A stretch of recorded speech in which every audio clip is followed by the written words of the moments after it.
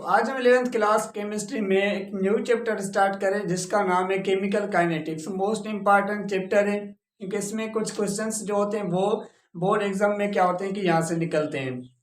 अब देखें कि हमने प्रीवियस में पढ़ा था केमिकल इक्विलिब्रियम। केमिकल इक्विलिब्रियम में हमने क्या पढ़ा था कि जो हमारे पास रिवर्सिबल रिएक्शंस होते हैं वो रिएक्शंस रिएक्टेंट से प्रोडक्ट में कन्वर्ट होते हैं और प्रोडक्ट में रिएक्टेंट्स में कन्वर्ट होते हैं। उसमें हमने क्या पढ़ा कि कब रिएक्शंस जो हमारे पास फॉरवर्ड डायरेक्शंस में होगा, कब वो हमारे पास बैकवर्ड डायरेक्शंस में होगा, और कब हमारे पास क्यूसी क्या है कि अगर ज्यादा है तो हमारे पास डायरेक्शंस क्या होगा, कैसी ज्यादा है तो हमारे पास डायरेक्शंस क्या होगा। हमने डायरेक्शंस के बारे में पढ़ा था और उनके फैक्टर्स के बारे में पढ़ा था। अब हम यहाँ पे केमिकल काइनेटिक्स में पढ़ेंगे कि जो हमारे पास रिएक्टेंट से प्रोडक्ट बन रहा है वो कितनी स्पीड में बन रहा है, और उसकी मतलब कि हम क्या यूज करेंगे कि यहाँ पे हम स्पीड कैलकुलेट करेंगे कि वो रिएक्शंस हमारे पास कितने टाइम में हो रहा है, कितनी स्पीड में हो रहा है। क्योंकि कुछ रिएक्शंस क्या होते हैं कि स्लो रिएक्शंस होते हैं, कुछ फास्ट होते हैं, कुछ हमारे पास क्या होते हैं मीडियम होते हैं। अगर स्लो रिएक्शन से उन स्लो रिएक्शंस को फास्ट करने के लिए क्या यूज करेंगे, जो हमारे पास फास्ट रिएक्शन से उनको स्लो करने के लिए क्या यूज करेंगे, टोटली हम डिटेल से इस केमिकल काइनेटिक्स में ये चीजें डिपेंड जो हम एक्सप्लेन करेंगे। अब यहाँ पे देखें कि हमारे पास वर्ड क्या है कि केमिकल काइनेटिक्स। केमिकल काइनेटिक्स का मतलब क्या होता है, काइनेटिक्स मतलब के मोशंस, मोमेंट्स जिसको कहते हैं। अब यहाँ पे देखें कि जो हमारे पास केमिकल्स मतलब के केमिकल रिएक्शंस, रिएक्शंस में जो हमारे पास मोशन मूवमेंट्स आती है उनके बारे में हम डिटेल से पढ़ेंगे। जैसे हमने प्रीवियस में पढ़ा था इलेक्ट्रोकेमिस्ट्री। इलेक्ट्रोकेमिस्ट्री मतलब के इलेक्ट्रो मतलब इलेक्ट्रिसिटी और केमिस्ट्री मतलब के केमिकल रिएक्शंस। उन केमिकल रिएक्शंस का इलेक्ट्रिसिटी के साथ क्या रिलेशनशिप है उसको हमने डिटेल में पढ़ा। तो हमने क्या कहा कि इलेक्ट्रोकेमिस्ट्री का, उसके बाद हमने कहा कि थर्मोकेमिस्ट्री मतलब कि हीट का केमिस्ट्री के साथ क्या रिलेशनशिप है। जब हम केमिकल रिएक्शंस करवाते हैं तो हीट देते हैं तो क्या हमारे पास चेंजिंग आती है, उसको हमने क्या कहा कि थर्मोकेमिस्ट्री। अब ये हमारे पास केमिकल काइनेटिक्स, काइनेटिक्स वर्ड का मतलब क्या है कि यहाँ पे अगर हम देखें तो हमारे पास इसका मतलब है कि motions, movements. The branch of chemistry which deals study about the rate of chemical reactions.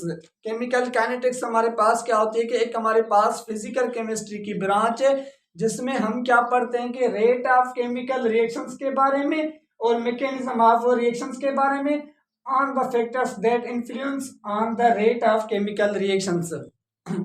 ठीक है।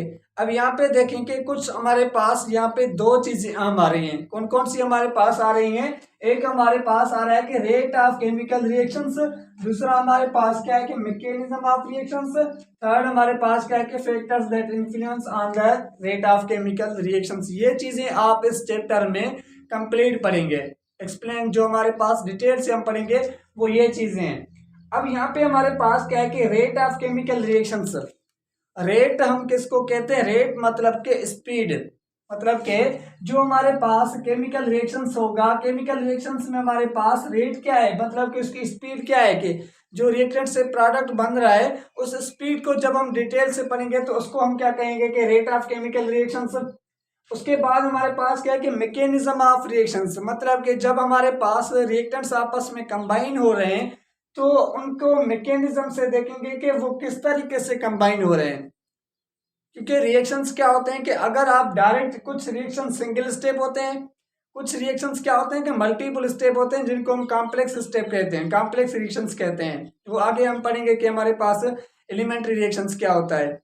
उसके बाद हमारे पास है कि जो हमारे पास रिएक्शंस क्या है कि स्लो है, मतलब कि जैसे हमारे पास स्लो रिएक्शंस क्या होता है कि हमारे पास स्लो रिएक्शंस में हमारे पास जैसे हमारे पास आयरन है, आयरन को आप कंबाइन करते हैं किसके साथ, ऑक्सीजन के साथ, मतलब कि एनवायरनमेंट में रखते हैं तो हमारे पास क्या बनता है कि Fe2 हमारे पास O3। अब ये रिएक्शंस क्या होता है, बिल्कुल स्लो होता है। जो रस्ट बनती है, जंग बनती है, जो आप लोहे को बाहर रख दें वो लोहा हमारे पास ऑक्सीजन के साथ आस्ते आस्ते रिएक्शन करके जंग बन जाता है, रस्ट बन जाता है। ये रिएक्शन बिल्कुल स्लो होता है। अब ये रिएक्शन स्लो क्यों है, इसका फैक्टर्स क्या है, इसको फास्ट करने के लिए क्या हम यूज करेंगे, जो रिएक्शन हमारे पास क्या हो जाएगा, फास्ट हो जाएगा। सेकंड हमारे पास रिएक्शंस क्या होते हैं कि फास्ट रिएक्शंस होते हैं। फास्ट रिएक्शंस मतलब कि ऐसे जो हमारे पास इसी तरीके जल्दी में क्या होते हैं कि हमारे पास प्रोडक्ट में कन्वर्ट हो जाते हैं। जैसे हमारे पास सिल्वर नाइट्रेट है, आप सोडियम क्लोराइड के साथ कंबाइन करें, वो इतना स्पीड रिएक्शंस होता है कि जल्दी में हमारे पास प्रोडक्ट बन जाता है। जो चीज़ हम बना रहे थे वो चीज़ हमें नहीं मिलेगी, कुछ और बन जाएगा। तो इस रिएक्शंस को क्या कहते हैं, फास्ट। अब इन फास्ट रिएक्शंस को स्लो हम किस तरीके से करेंगे, कौन सा फैक्टर्स हम यूज करेंगे तो वो रिएक्शंस हमारे पास स्लो हो जाए।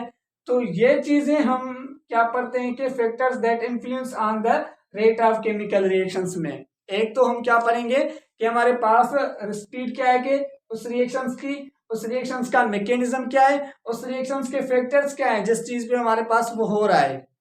तो इनको डिटेल से पढ़ने को हम क्या कहते हैं कि केमिकल काइनेटिक्स करते हैं। अब हमारे पास क्या है कि दो चीजें आपको रेट ऑफ केमिकल रिएक्शंस, इनके बारे में आपको डिफरेंस आना चाहिए। रेट ऑफ, एक होता है रिएक्शन और दूसरा हमारे पास होता है वेलोसिटी। ठीक है, वेलोसिटी ऑफ रिएक्शन। इन दो चीजों के बारे में आपको डिफरेंस आना चाहिए कि हमारे पास रेट ऑफ रिएक्शंस क्या होता है और हमारे पास जो होता है क्या वेलोसिटी ऑफ रिएक्शंस क्या होता है। इनके बारे में आपको डिटेल से समझना चाहिए। अब रेट ऑफ रिएक्शंस जो होता है वो हमारे पास क्या होता है कि हम इसको किस तरीके से डिफाइन कर सकते हैं कि जो हमारे पास रेट ऑफ रिएक्शंस होगा इसको हम क्या कहते हैं कि it is also known average velocity. Average velocity क्यों कहते हैं वो मैं बताता हूं। एवरेज मीन, ठीक है, average rate of reactions, rate of reactions. अब जो हमारे पास रेट ऑफ रिएक्शंस होता है वो हमारे पास क्या कहलाता है कि एवरेज रेट ऑफ रिएक्शंस कहलाता है। और जो ये होता है it is also known instantaneous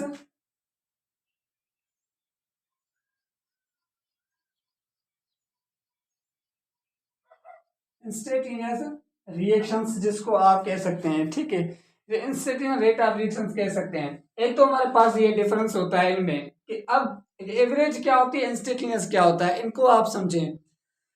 ठीक है, अब देखें कि फॉर एग्जांपल एक हमारे पास गाड़ी है, जो हमारे पास ये ए पॉइंट है और दूसरी हमारे पास क्या है कि ये हमारे पास बी पॉइंट है। अब हमें पता है कि ये जो इस पॉइंट से लेकर ए पॉइंट से लेकर हमारे पास बी पॉइंट तक क्या है कि 20 हमारे पास मीटर डिस्टेंस है। 20 मीटर क्या क्या है कि डिस्टेंस है। उसके बाद हमारे पास यहाँ पे टाइम जो हमारे पास लग रहा है वो हमारे पास 10 सेकंड्स लग रहे हैं ए से लेकर हमारे पास बी पॉइंट तक पहुंचने में।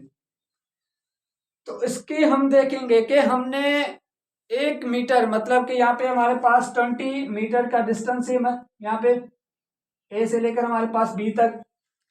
अब यहाँ पे कितना टाइम, एक मतलब कि मीटर में कितने सेकंड्स में हमने वो क्रॉस किया, तो हम क्या निकालते हैं कि हमारे पास डी अपान में हमारे पास टी मतलब कि 20 अपान में 10, तो हमारे पास ये 1 10 1 2 10 हमारे पास क्या हो गया कि 20 हो गया। इसका एवरेज निकालने के लिए हम क्या करते हैं कि एवरेज निकालते हैं कि मतलब कि हर मीटर्स में, हर हमारे पास 1 मीटर में हमने 2 सेकंड में क्या किया कि वो डिस्टेंस हमने पास किया। मतलब कि जो हमारे पास ये 1 मीटर है यहाँ तक हमने 2 सेकंड्स में डिस्टेंस कवर किया। उसके बाद ये और उसके बाद ये वेलोसिटी हमारे पास क्या कहलाती है, ये वेलोसिटी जो हमारे पास क्या कहलाती है, एवरेज रेट ऑफ रिएक्शंस कहलाता है। मतलब कि एवरेज जिसमें हमने पता चला कि ए से बी पॉइंट तक हमारे पास 20 मीटर था, 10 सेकंड में हमने क्या किया था कि उसको यहाँ तक पहुंचने में टाइम लगा था। 1 मीटर में कितना हमने टाइम लगाया, 2 सेकंड्स लगाए। ये क्या कहलाती है हमारे पास एवरेज। सेम इस तरीके से हमारे पास क्या होता है कि अगर हम देखें तो ये तो हमारे पास मतलब कि सही तरीके से नहीं हुआ। क्यों नहीं हुआ, क्योंकि जब जो हमने स्टार्टिंग यहाँ से गाड़ी को स्टार्ट किया था उसकी स्पीड क्या थी, कम थी। मतलब कि यहाँ पे 1 मीटर में हमने 2 सेकंड्स में पास नहीं किया होगा। उसके बाद यहाँ पे तो हमारे पास बीच में ज्यादा स्पीड हो गई, तो हम कह सकते हैं कि जब ज्यादा स्पीड हो गई तो हमने मे भी ज्यादा टाइम मतलब कि कम टाइम लगाया हो क्योंकि स्पीड ज्यादा है। उसके बाद यहाँ से फिर से हमने स्टॉप कर दिया, ब्रेक लगाई, तो गाड़ी क्या हो गई कि हमारे पास स्लो हो गई। तो हो सकता है कि वो 2 सेकंड्स में नहीं हमारे पास यहाँ पे ये मीटर्स किया। तो ये कहलाती, जब आप हर मीटर्स का अलग क्या करें कि डिस्टेंस मालूम करें, हर टाइम अलग मालूम करें कि आपने इस 1 मीटर तक आपने कितना टाइम लगाया, इस मीटर तक कितना टाइम लगाया, तो वो हमारे पास क्या कहलाता है, हमारे पास इंस्टेंटेनियस रेट ऑफ रिएक्शन कहलाता है। मतलब कि हमें पता है कि जो हमारे पास रिएक्टेंट्स प्रोडक्ट में कन्वर्ट होने में 10 सेकंड्स लगेंगे या 15 सेकंड्स लगेंगे, लेकिन हर मिनट के बाद हम उसकी स्पीड देखें कि अभी हमारे पास रिएक्टेंट्स कितना कन्वर्ट हुआ है प्रोडक्ट में, तो वो हमारे पास रिएक्शंस क्या कहलाएगा, हमारे पास इंस्टेंटेनियस रिएक्शंस कहलाएगा, जिसको हम वेलोसिटी ऑफ रिएक्शंस कहेंगे। जब हमारे पास जस्ट हम क्या निकालें कि एवरेज निकालें, हम 10 सेकंड्स में हो रहा है, तो हमने उसको डिवाइड किया तो हमारे पास पता चल गया कि हमें क्या निकाला कि एवरेज निकाल दी कि रिएक्टेंट प्रोडक्ट इस एवरेज में क्या होगा कि कन्वर्ट हो जाएगा। ये हमारे पास क्या कहलाता है, रेट ऑफ रिएक्शंस और वेलोसिटी ऑफ रिएक्शंस। ये जो हमारे पास रेट ऑफ रिएक्शंस होता है, ये हमारे पास क्या होता है कि थ्योरेटिकल होता है, ठीक है। और जो हमारे पास वेलोसिटी ऑफ रिएक्शंस होता है, ये हमारे पास क्या होता है कि एक्सपेरिमेंटल होता है, क्योंकि हम एक्सपेरिमेंट्स करेंगे हर मिनट के बाद, हर 1 आवर के बाद, कि हमारे पास अभी टाइम में मतलब कि इतने टाइम में कितना कन्वर्ट हुआ है रिएक्टेंट प्रोडक्ट में, तो वो हमारे पास क्या कहलाएगा, वेलोसिटी ऑफ रिएक्शंस। अगर आप जस्ट एवरेज निकालें, थ्योरेटिकल निकालें, तो वो हमारे पास क्या कहलाएगा, रेट ऑफ रिएक्शंस कहलाएगा। सेकंड, इसमें जो हमारे पास डिफरेंस होगा, वो हमारे पास इनमें डिफरेंस क्या आएगा कि हमारे पास the change in concentration, the change in concentration,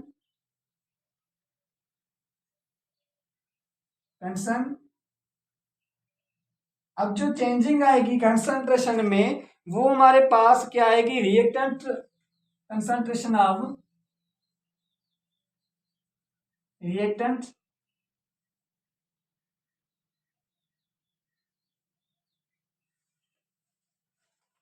are product in a specific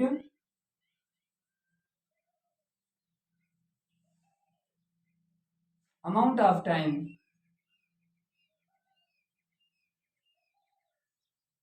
ठीक है, तो जो हमारे पास चेंजिंग आ रही है कंसंट्रेशन में और प्रोडक्ट में, तो वो एक स्पेसिफिक अमाउंट ऑफ टाइम हमारे पास आ रही है, जिसको हम क्या कहेंगे, रेट ऑफ रिएक्शंस कहेंगे। अगर हम देखें तो हमारे पास जो हमारे पास वेलोसिटी ऑफ रिएक्शन से, तो उसमें हम किस तरीके से यहाँ पे डिफरेंस आएगा कि हमारे पास the change in concentration, the change in concentration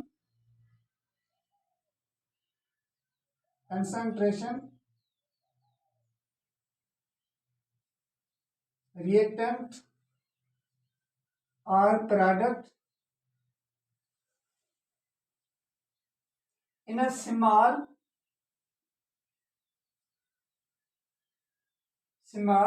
internal time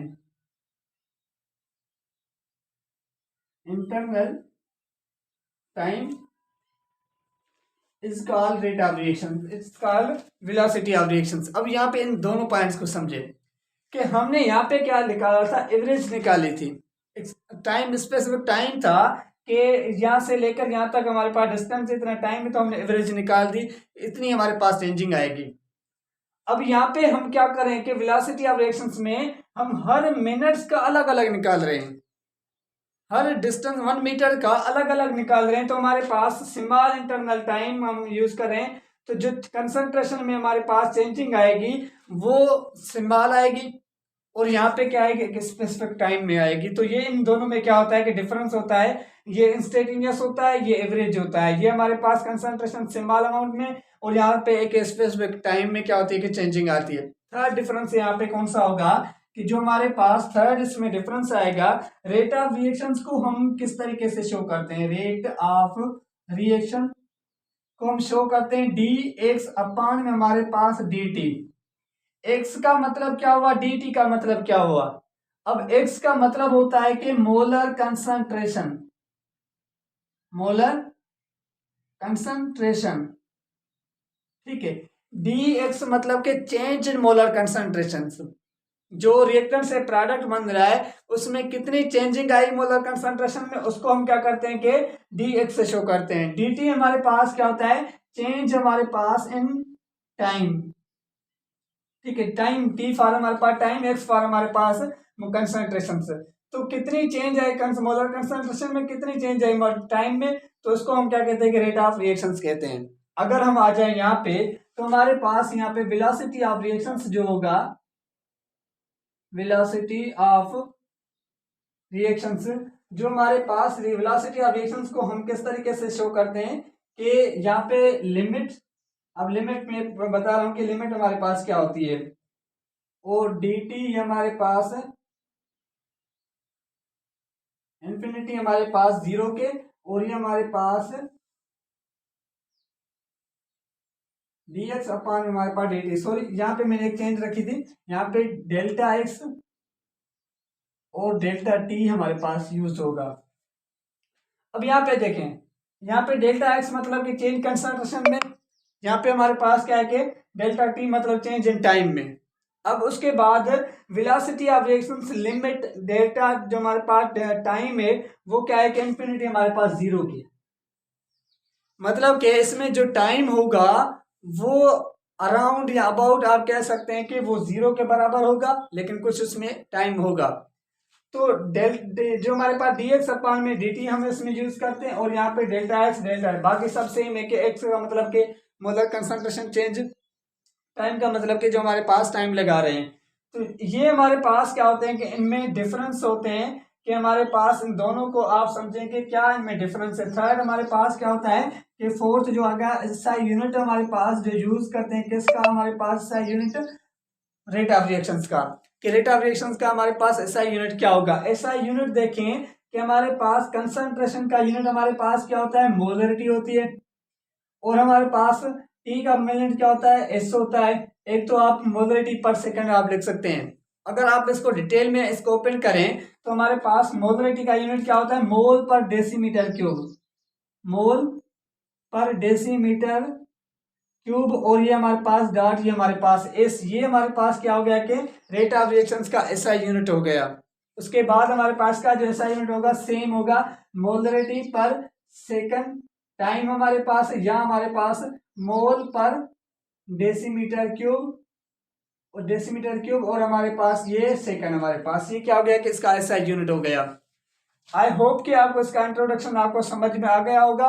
आगे हम डिटेल से पढ़ेंगे कि हमारे पास रेट ऑफ रिएक्शंस क्या होता है, और रेट ऑफ रिएक्शंस में हमारे पास के क्या होता है, के क्या वैल्यू किस पे डिपेंड करता है, या हमारे पास उसके फैक्टर्स क्या हैं। अगर इसमें कोई भी कंफ्यूजन है, कोई भी क्वेश्चन है, तो आप कमेंट में कह सकते हैं, हम आपको बिल्कुल इसका जवाब भी देंगे। आपको नोट्स चाहिए तो नोट्स भी आपको प्रोवाइड करेंगे। Thank you. अगर आपने हमारे चैनल को सब्सक्राइब नहीं किया तो आप सब्सक्राइब करें और अपने दोस्तों के साथ शेयर करें। Thank you.